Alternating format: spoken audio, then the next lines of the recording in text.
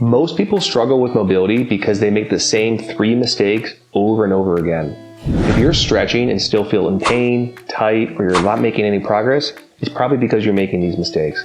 But don't worry, in this video, I'm going to show you how to fix them so you can unlock long-term mobility. These mistakes are so common that even experienced athletes or trainers make them all the time. So let's break down why this happens.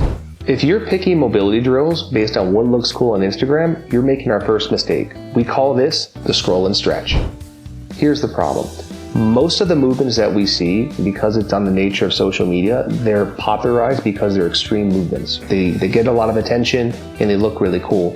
The issue is that most people can't even do those movements. And if you can, chances are you don't need to be doing them. Why this is an issue is because it's random stretching. When you do random stretching, there's no plan for progress, there's no progression, there's no way to modify the position, and we just end up stretching one part and then we go to the next. And the worst part is, if your body isn't prepared to do those positions, you can get injured. This happened to a recent attendee when I was teaching a functional range conditioning course. During the break, they came up to me and said, hey, you know what? I actually tried pigeon, and because I didn't have that external rotation in my hip, I blew out the lateral ligament of my knee. And I see this all the time. So if you don't have the prerequisite range of motion to do a lot of these positions, you're going to end up being injured, and I don't want that for you. So how do we go about fixing this first mistake? The first thing is to stop doing random stretches and have a structured plan. Then we know we can compare our before versus our after. When it comes to comparing, I recommend using either pictures or videos. These do a great job of being objective, and you can see if you've been making progress or you haven't. The other thing to think about is consistency is the key. This builds into having a structured program, because if we are consistent with our efforts, then we're going to have consistent signals sent to the body so we can have those changes or adaptations that we want. Remember, mobility, just like any other aspect of training, requires biological change, and that takes a certain amount of time of repeating those signals so the body can adapt. Now let's talk about the second mistake. You're taking a shotgun-based approach instead of a precision-based approach. Let's say you're stretching and you still feel like you're stiff. You might think, all I need to do is stretch more. But what if I told you that's making it worse? A lot of times on the internet, you'll see something like generic squat mobility routines where they have you sit in a squat for 5 minutes or 10 minutes. And if you notice that some people can sit in the deep squat and they're fine, and other people can't. So why are we all doing the same routine? Think of it like this. If you have a flat tire in your car, you don't fix the tire by taking your car and driving it through a new route. You have to actually stop, put air in the tire or figure out why it's losing air, and work on it specifically. Then you can reintegrate that by driving the car.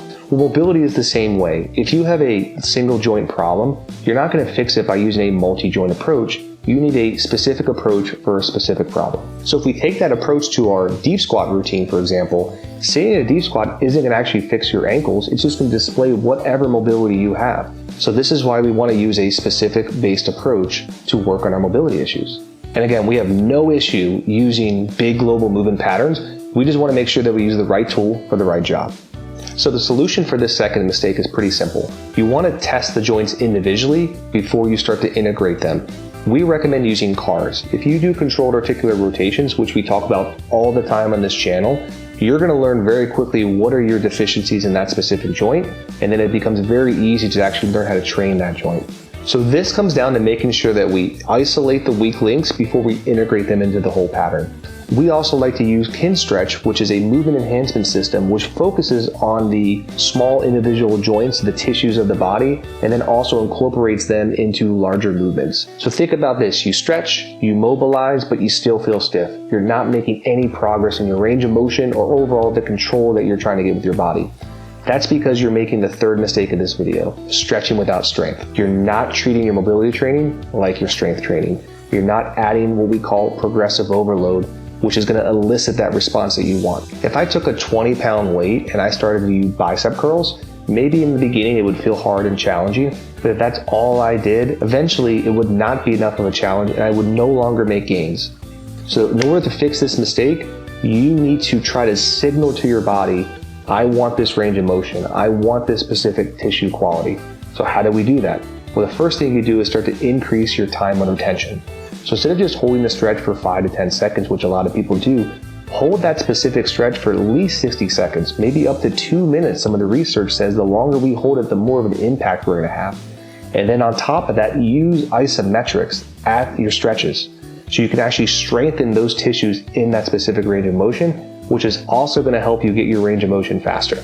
Another way to alleviate this mistake is what we talked about earlier, which is progressive overload.